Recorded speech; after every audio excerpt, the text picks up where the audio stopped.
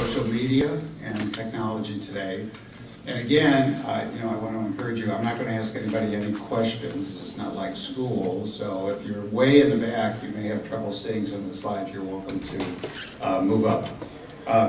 The sort of point of this conversation is about how ridiculously quickly the world is changing, and especially with respect to technologies, and how we're in sort of a very challenging and difficult time now, where basically the people that ought to be running the show are probably the people that are least informed about what's going on with social media. So at the C level of some of these major corporations, basically I would say they know nothing.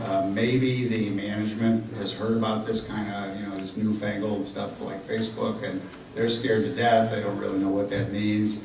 The staff is like, we got enough to do, we don't really need anything else. And then all the workers are actually using it, but they're only using it for their own purposes. Okay, so if we're going to master this, if we're going to turn it into an important business tool, which is of course the goal, the senior people at least have to be aware of what's going on. The management needs to understand the sort of the goods and the bads, the costs and some of the exposures with respect to this. The staff has to actually master this stuff, and everybody in the business needs to be actively involved and engaged with social media. What you'll see as we go on here is that these conversations, these things that are going on, are not done by 14-year-old kids exclusively. They're conversations that are done by your clients, your vendors, your employees, your customers, maybe most of all.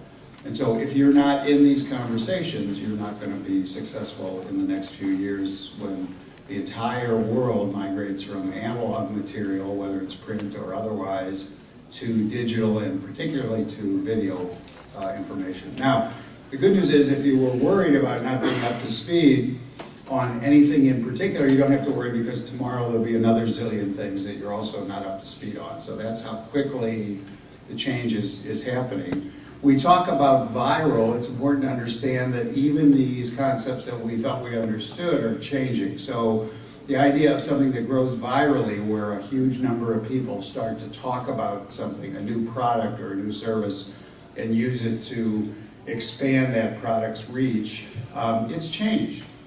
And the way that it's changed that's so interesting is it used to be after a period of time that what would happen is the novelty would wear off, but the product would sustain itself, and that was all fine and good. But what has happened now is that, I asked him this question. Is that enough, or do you want me to put it on? You can put it on. Okay, excuse me one moment. Good. It's better for your audio on the internet. Okay, so what used to happen was that after a period of time, things would sort of calm down, and there would be this zone of safe landing. And now what's happened is this. What's happened is that the adoption of new products, apps, technology continues to accelerate. That's the encouraging news. The abandonment rate is staggeringly rapid. And so frankly, if something doesn't engage a new audience quickly, almost immediately, and hold that audience and offer incentives and reasons for them to return, then they're gone. And so we sort of describe that as today it's hot and tomorrow it's not, or even more significantly, nothing lasts in this new economy for very long. Everything changes over a very rapid period of time. So just to give you an idea with respect to Facebook, which is definitely a state of the art now, in middle school, Facebook is already sort of passé, and so the kids in middle school are presently using more of Tumblr, more of Snapchat, more of some of these instant communication systems, and particularly photo and video based, than Facebook. However, by the time they get back to high school, then they're back on Facebook. So it's just to give you some idea of how this change occurs. What we know for sure is that if you don't do anything, if you sort of stick your head in the sand and you let this wash over you, it will be used, but it just won't be used by you. It'll be used by everybody who competes with you, everybody who is trying to get your customers and take them away. So This is not an option. Digital media, digital marketing, social media is the name of the game going forward, and it's going to be absolutely critical that you be in that space. I want to take a minute, because I'm sure we have sort of a broad spectrum of people here, to talk about where we came from in terms of this. And, you know, we take everything on this chart for granted, except we really haven't thought about it very much. So, not so many years ago, in the scheme of the world, people didn't create their own content. People were not able to create their own content. They needed intermediaries, they needed book publishers, they needed all kinds of people. The personal computer, the singly most important thing the personal computer enabled, was for individuals now, anywhere in the world, to create their own digital content. And that was great, and that was a huge step forward if you were only interested in talking to yourself. Okay, we're all interested in talking to ourselves, but it's a little better to have a broader audience, especially if you're a business. So the second major change was, of course, the internet. And the internet permitted us, for no money, for basically free, to now take that digital content that we had just created for the first time and send it anywhere in the world.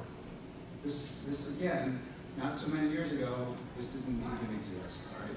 The third thing was the development of tools that let us exchange and share and collaborate with people all across the world as well. Collaborative tools that permitted us to take that content and have other people inform it. To give you an idea about Wikipedia, and we'll look at Wikipedia in a minute longer, but 70,000 people every day get up and work for Wikipedia, except they're not paid, and they're only engaged in helping Wikipedia be the best resource for knowledge out there. Wikipedia has about 60 actual employees. They have about 460 million people that use the site every month. They have about 70,000 people that are their editors. So sharing has become an important thing. And then lastly, in the midst of all this colossal amount of content, we couldn't find it but for Google. And so Google is the fourth dimension. So 4 major things: personal computers, the internet, sharing, and finding it. And that's what has really changed our world up to today. Going forward, 4 different things are going to change our world. And you need to be aware and sort of familiar with these, because this is where we're heading. The first is, we know a frightening amount about every single person in the world. So much about people in terms of demographic information and personal information that it's astonishing. And you'll see in a minute just how that impacts everything. Second of all, up till fairly recently, in the moment, we couldn't change the game. Today, in the time it takes for a web page to load, we can change that web page and personalize it for you. 30 milliseconds is about the time it takes for a web page to come up. We can actually adapt it on the fly by virtue of high-velocity computing. The third is, guess what? We're all connected. We'll be connected forever. We're also all traceable and trackable, because we're walking around tethered to these devices. You call them phones, we call them trackers, okay? Because there's so much more inherent in GPS and everything else than making phone calls, that you're going to see that that's really what's going to change the way that businesses operate in many respects. And then lastly, this mashing together of mobility and all of this social information is something we call motion. Now, when you add one more dimension to that, which is again enabled by the fact that we're wearing these trackers, now we call that slow-mo. And what is that? Well, that's social and mobile. And what's the third? Local/location. Because now everything can be localized. Everything can be place-based. Stores will talk to you. End caps and presentations will provide you information as you pass by. All of this stuff, which not too many years ago in the movies was futuristic, now it's just a given. Now it actually is out there, it's actually happening, and you'll see some examples of that. So these are the 4 going forward ideas, but as I said before, just because we know everything about you is already a so what. And the reason it's a so what is because so does everybody else know everything about you. So what's going to be the game changer going forward? game changer going forward is we're starting to build tools that tell us where you're headed. Starting to build tools that tell us what you're interested in, and the interest graph is more significant because of the speed that things are going on, the speed of competition, than simply demographic information. Within the context of computing, we actually know where you're headed, what you're doing, what you're interested in, essentially before you do. And as hard as that is to believe, I'll show you some examples of how we're able to do that. The connectivity, let me just say that there isn't a device, there isn't a microwave oven, a thermostat, a refrigerator, or anything else that computes, that has any digital capability at all, that won't soon be connected to what we call the Internet of Things. And this is billions of times broader and larger than just the people here, because frankly, the communications between these machines are even more significant to the way our lives will be led going forward. And then lastly, today everything is mobile. And when I say everything is mobile, I want you to understand that it was just in the last 90 days that it became measurable and clear that more commerce, more online activity is now taking place in the mobile world than on the desktops. This was a giant shift, okay? So you need to be where your customers are, and you need to be where the marketplace is, and the marketplace is mobile. And the goal is to provide in real time information, opportunities, offers, incentives, all of those things in a smart way when I'm interested in it. Because if it's a time that I'm not interested or otherwise occupied or in the wrong location, it doesn't mean anything, and it won't mean anything. And so, lastly, I want to take just a minute or two to tell you about the most exciting change that we see, and that is the world of work is going to explode and expand in really great ways. And what's so great about this ability to distribute everything and to share everything and to connect everybody is that work can take place anywhere.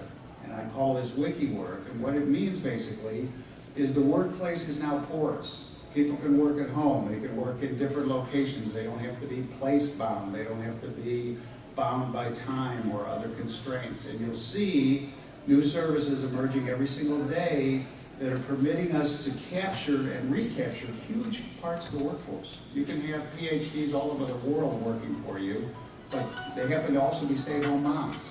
This was never possible before. Now you can have an entire workforce that's virtual in really exciting and new ways. So that's what the broad outlines are. I want to just talk now about this idea of interest. And this is a hockey quote, from a guy named Wayne Gretzky, who said basically, if I'm chasing the puck, I'm sort of behind the curve, I'm going to skate to where the puck is headed, and I can intercept it. This is all a culture of sort of anticipation. And that's exactly right, because again, if you connect with me about things that I'm interested in, then you own that relationship. You own me. If you're talking to me about something that I don't care about, then you can forget it. Because believe me, there's plenty of other things every single second of every single day that I can be doing and I can be paying attention to that don't have to do with something I'm not interested in. So, what is this? This is the 57 different attributes that Google captures every single time you do a search about you. And we believe that the world is headed in a very simple place, that every business, every piece of data, every tool that businesses use will be driven by this kind of collection of information about the idea of knowing everything possible about you. This is what Facebook knew about us in 2005, 2010, today, and it's continuing. And we're willing conspirators, okay? We actually encourage and participate in this process because basically a couple of things have changed. First, and this is 100% due to Facebook, you can no longer be a dog or a cat on the internet. You actually have to be who you are. And that's really important because that's changed the entire internet and it's changed the entire world of marketing. The internet used to be about two things. It used to be about links and anonymity. It didn't matter that I didn't know who you were. I was just trying to connect with you in a variety of ways. Today, today it's all about personal connection and personal information. Of course, that's in a way a marketer's dream. Just to give you an idea of how goofy this can become, this is a story about Target. We had this father who was bitching to Target about, why are you sending my daughter all these maternity coupons and all this stuff about Enfamil and formula and stuff. And they said, well, maybe you should ask your daughter. And it turned out she was pregnant. Target knew, Dad didn't know, okay? And this is just the beginning of how powerful this kind of access to information, and by the way, how frightening it is. So the credit card guys, well, first of all, this is sort of the old world, okay? This is a great story about this guy who you know, his TiVo decided he was gay, okay? Because he loved to watch musicals. And so they started shipping him all of these films that had sort of, you know, gay themes. And so he you know, said, I gotta fix this. So he went on and he ordered like 100 history movies and 40 football games and stuff. He was trying to get the balance back into equilibrium. But, you know, that's not as bizarre as it seems, because today the credit cards have tools that will tell them with a high degree of probability whether you're gonna get divorced, okay? And how do they do that? In amazing ways. First, they track same-city hotel charges. Second of all, they track flowers sent not to your home. Third, self-improvement, a big indicator, a leading indicator of cleaning up your act if you're going to be back out there in the market. And lastly, singles bars, okay? And why do they do this? Well, it turns out that they do it because divorcing couples are horrible risks for paying their credit card bills, because they all say it was their spouse, right? So if they can get an early lead, they can shrink your credit limit, they can decide not to let you have extraordinary purchases. This is pretty scary. Google can do a better job of predicting where the real estate market is going based on the volume of inquiries that people are making than the National Association of Realtors can do. About 25% more accurate based on what people are talking about and looking about and mining that kind of information. That's how this kind of information works. Chango is a site that basically tells us what you're looking for, not what you found, okay? And in this crazy world, high-speed world, it's actually too late to be basing decisions on the search results, because that's over, okay? So these tools let us see what you're looking for and permit us to get what you're looking for in front of you in real time. You'll see how that works in a minute. This is all a movement that's going from analytics and diagnoses and things that were sort of backward looking to everything about predicting the future. Prognostication, everything about predictive values and things that we can extrapolate from these new kinds of tools. Facebook continues to provide us incentives to share more and more information, more and more buttons. The goofiest one lately is the want button. There's 7 or 8 different retailers who are presently experimenting with this, and how great is it for a marketer to have millions of consumers raising their hands and saying, here's exactly what I want. I mean, it makes your life just slightly easier. So L'Oreal has committed, they have about 72,000 employees worldwide. 400 people do nothing every day but social media. Why? Because if you're not in the conversation creating discussions about those products, your competitors will or the market will. And so those vacuums need to be filled, and the smarter companies are shifting resources and starting to focus in on these opportunities that social media presents. How wired is Facebook? 8 out of the top 10 applications on the iPhone run through Facebook Connect, basically. More than half of the top apps in the entire store run through Facebook. And that gives them an amazing set of powers. If you think about Google, Google is a system designed by some really smart engineers. And it says, I look for all this stuff while I was doing searches, and therefore I must be interested in these things. Okay? Now, if you're a grandfather like me and you buy your granddaughter dolls, you're screwed. What can I say? I get 1,000 solicitations for every kind of toy and little dolls and things like that. So I'm trying to figure out, I'm going to do the history football move on my next searches. But Facebook instead of having to engineer and guess, Facebook has people raising their hands and saying, here's my friends, here's what I'm interested in, here's what we're trying to purchase, here's what we're looking at, all of that stuff. So we think today that Google is a rearview mirror, okay? And Facebook is like a sniper scope. And that's why about 40% of all the display advertising on the web today is moving to this world of Facebook, this billion people that are actively involved in all of this social activity. Now, in addition to that, again, every time we think we sort of have our arms around one of these concepts, it changes. So I just told you that if you want to get your message in front of consumers today, that the proxies for that, the placeholders for that, are the things that you see up above. But guess what? That's not the best game in town, okay? The people that are really winning are the people who figured out not simply that advertising maybe influences commerce, but the people who have built tools to connect it 100%. And so there's a guy named John Wanamaker, and his great quote was, half of my advertising is wasted, I'm sure of that, but I just don't know which half.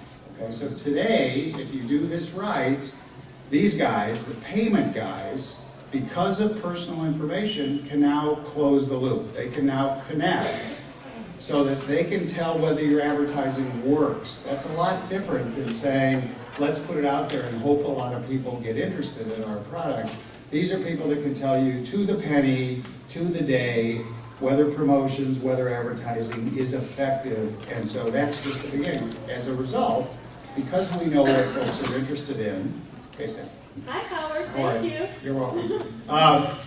Amazon today is probably the most successful user of this interface, and so more than 30% of their sales are generated by telling you what you're interested in, recommendations. And more people are going to Amazon today to search for products than use Google.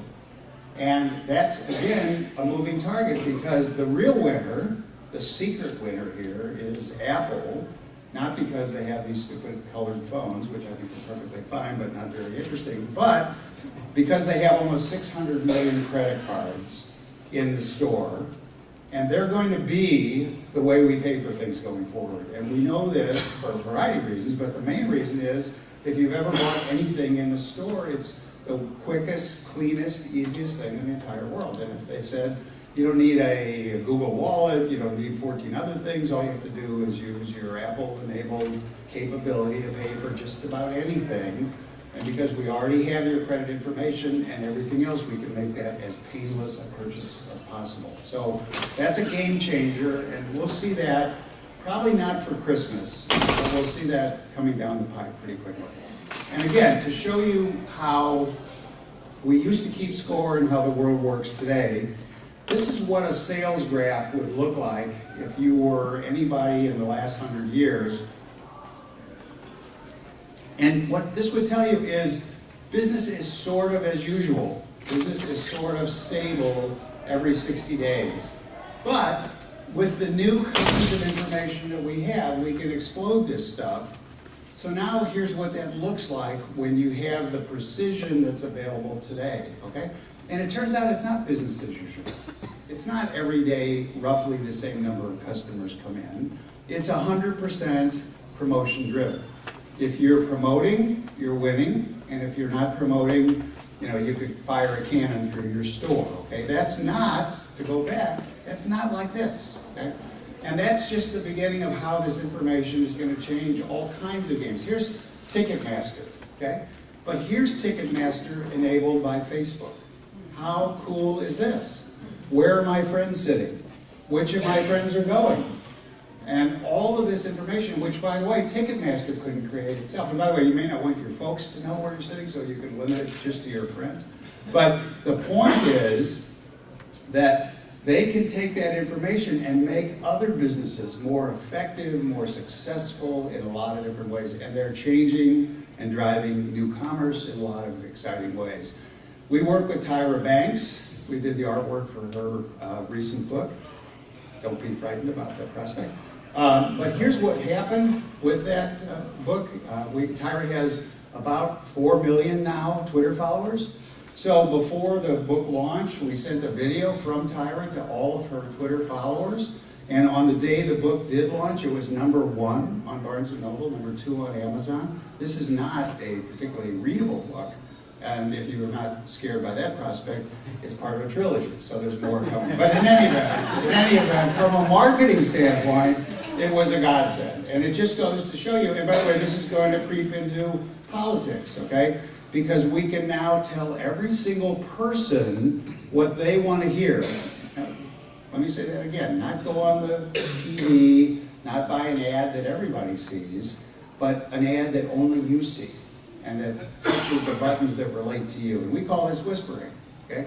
Because what it means is that I can get out there ahead of this and I can tell you what you want to hear, and that is definitely a voting game changer as well. And so in the Obama re-election, one of the things that happened was more than 5 million friend connection messages went out in the last 2 weeks of the campaign, specifically to active friends, not just people who you friended by mistake, okay, and you're embarrassed to defriend, but women, moms, people in certain geographies. Huge launch.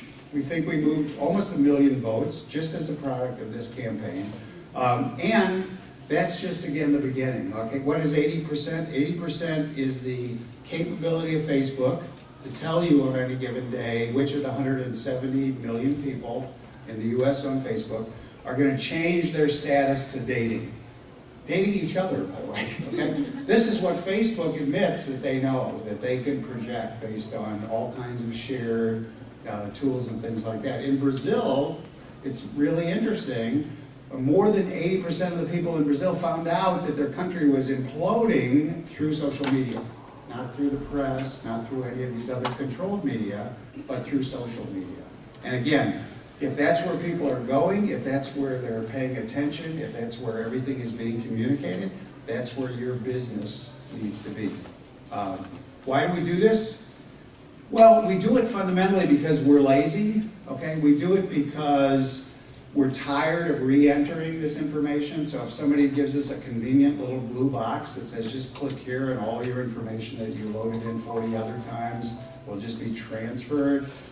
This is where all your friends are. I can save you time, I can save you money, I can make you more productive. All of those things go into this equation, but the real bottom line is that it's about connection, and it's about the fact that the longer you are connected to a customer and the deeper your relationship is with that customer, the more valuable they become to your business. Okay? There's a lot of people who will come in, there's half the people out there in that room, okay, who will tell you about getting new customers. What I'll tell you is that's tough, that's expensive, that's hard, okay? Getting the customers you have, the people that are already in the tent, to work more closely with you, to buy more, to spend more with you, to be more loyal, that's the name of the game. And so you're going to see more and more businesses, like Belly, for example, that are focused on this migration. Not the front end of the funnel, but the retention end of the funnel, because retention is really what's most valuable to businesses. You don't want to have churn, you don't want to forever be chasing new people. Now, another form of this equation, and you've probably seen this on TV, this is Flow, okay, from Progressive. If you let Flow put this little device for 30 days in your car, she might save you 20 or 30% on your insurance. What are we doing? We're basically saying you can watch my driving, and if I drive good, you'll give me a discount. If I'm a bad driver, I probably don't put this device in my car. But the point is, why shouldn't people take advantage of that opportunity, and why shouldn't the insurance companies be interested in that? That's their business. So if they know you are less of a risk and they want to be hyper-competitive in today's hyper-competitive market, then they'll give you a discount. And that's how you keep customers, and that's how you expand your customer base. So that's number one, this whole idea of what are you interested in? We know it now. We're going to manipulate it. We're going to use it to sell you things, to market to you, to connect to you, to change your behavior in a substantial number of ways.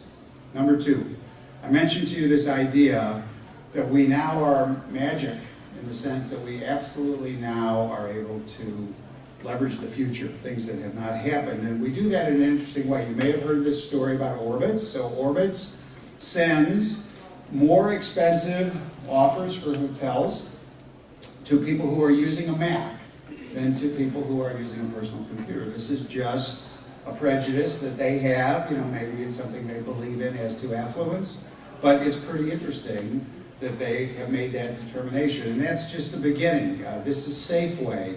When you go on the Safeway site, they have individual pricing by product and by visitor. And do they give me the best price on Charmin tissue, because it's soft and all that? No, because I'm already in the tank, right? They give it to somebody who's a Kleenex customer that they want to shift to Charmin, okay? And so this is the kind of information management that goes on. I mentioned this before. This site and these people's technology permits, in the first visit of a new visitor to a website, they can assemble a customized, personalized offer based in that 30 milliseconds that relates specifically to you and why you are visiting that site. We talked about Twitter before. You need to understand, what's going on with Twitter. Again, everybody is using it as a news channel. Okay, it's not just kids, it's your vendors, your customers, your employees. This is a site I don't recommend you look at if you have a life. If you don't have a life, it's okay. You put in a word and it starts to feed you every tweet of the 65 billion tweets a day that uses that word. Now, it's not so cool that it uses wish or thing, but think about this kind of tool if that was your name, okay? Or if that was your business or your product, and you had the ability to listen to conversations among millions of people that relate directly to your business and your actions. So what can we do now? We can literally tell who likes us, who doesn't like us, who's undecided, okay? And this is the old, rule of baseball managers. You need to keep the people who hate your guts away from the people who haven't made up their mind yet. That makes you a really good baseball manager. But we can not only tell who likes us and who doesn't like us and who's undecided, but we can tell who are the big talkers, who have the megaphones, what channels do they use. And this extends itself in an amazing variety of ways. We can predict how to do marketing spends. We can predict what's going on out there with respect to events. This is a chart that's all about breaking up with people. Okay, this is 250,000 breakup tweets. Now, what this tells you is a lot of interesting things. If you look at the far right, nobody wants to be alone at Christmas, so very few people break up at Christmas. But if you look at the two peaks, spring break and winter holidays, if you're going to break up with somebody, you do it right before vacation because you don't want to take them home and then have to suffer with your parents and them for the whole vacation, okay? You can go really wrong with April Fool's jokes, If you miss Valentine's Day, that's sort of problematic. But think about this. Think about this kind of information. I mean, we can tell the mood day by day of the whole country. We can tell astonishing, amounts of information.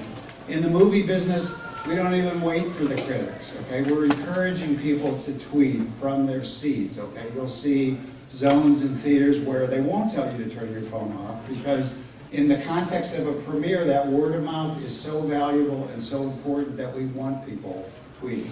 Now, I'm going to show you next the most powerful piece of technology that we've developed anywhere in the world for theater goers. Okay, I think it's really important. It's called Run Pee, and it tells you when during the movie it's safe to go out and pee. Okay?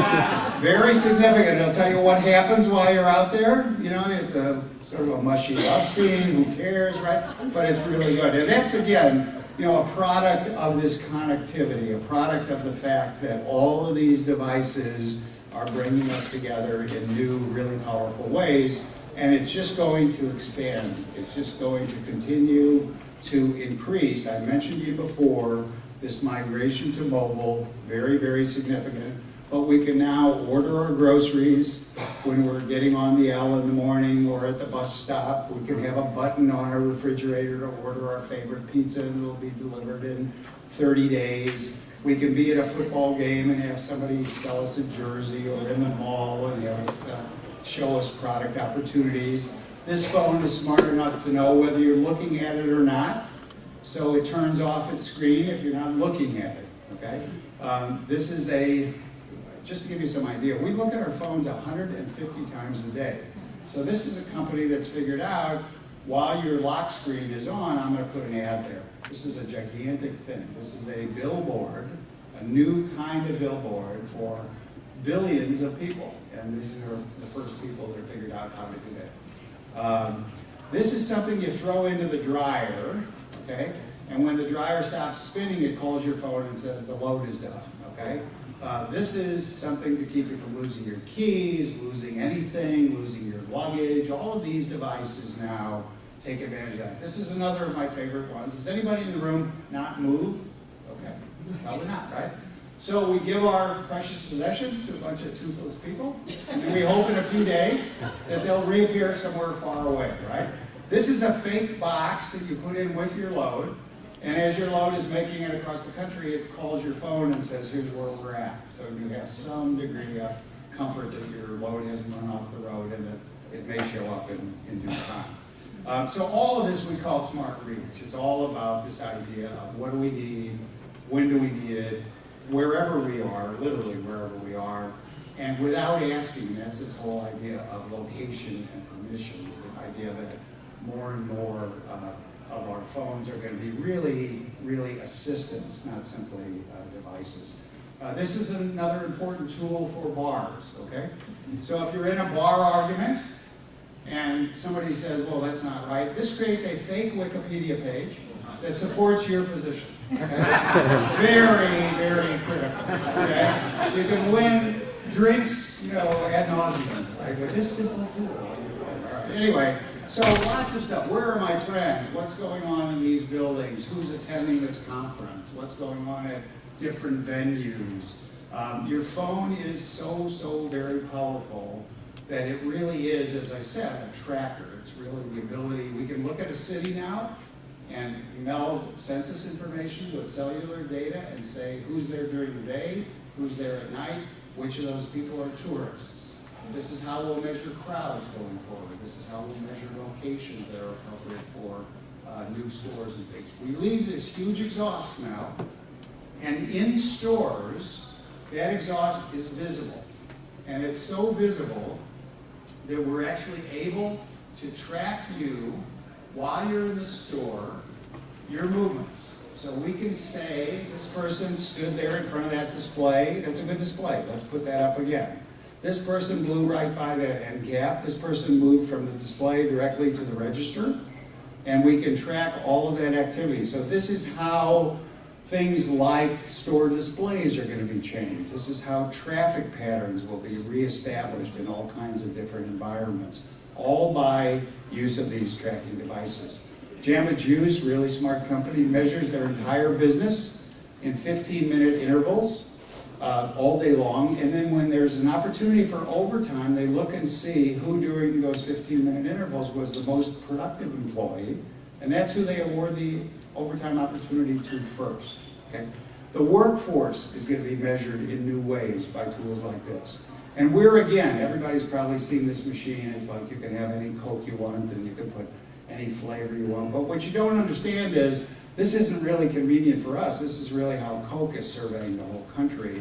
So they can tell what flavors and what new products might be successful in various markets because we're doing research for them. We're giving them these results on the fly. These devices, by the way, were not possible when syrup had to come in 60-gallon containers that were loaded into these machines. Today, the liquid is water. The dosage for thousands of different combinations of these drinks is done by capsule technology that's roughly something that came out of medical innovation. It's the way the cancer drugs were micro-measured in order to make sure the dosages were precise. Those are now running Coke machines. That's where innovation takes us. That's how change, occurs in this world. Video, again, exploding.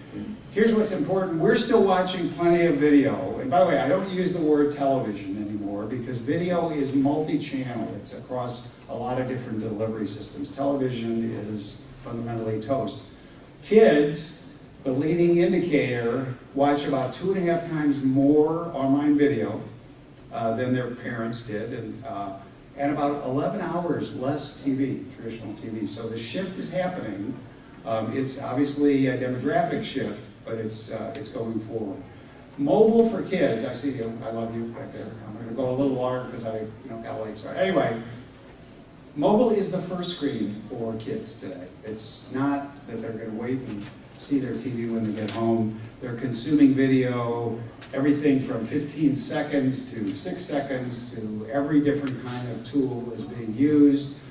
All kinds of different systems, whether it's Keek or Tout or all of these are new systems. And here's another game changer, okay? We didn't know, and this is part of what I mentioned to you before about wiki work, we didn't know you could run a business in your basement or in your bedroom, but today there are millions of people doing it, and they're making millions of dollars. To give you some idea, and all of this is essentially going on in a small business context because they're using web cameras and they're working out of their homes and they're just selling their content in enormous ways. This lady on the far right, once a week for $5 tells you how she's decorating her nails. She has 3 million subscribers, okay?